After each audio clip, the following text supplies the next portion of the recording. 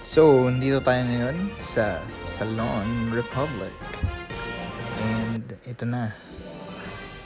Papakita ko sa inyo ang walkthrough ng Salon Republic, kung saan ako nagpayari ng aking buhok. So ito, papasok na tayo. And ito na.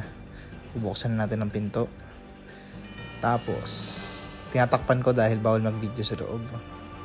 Okay, tingnan natin.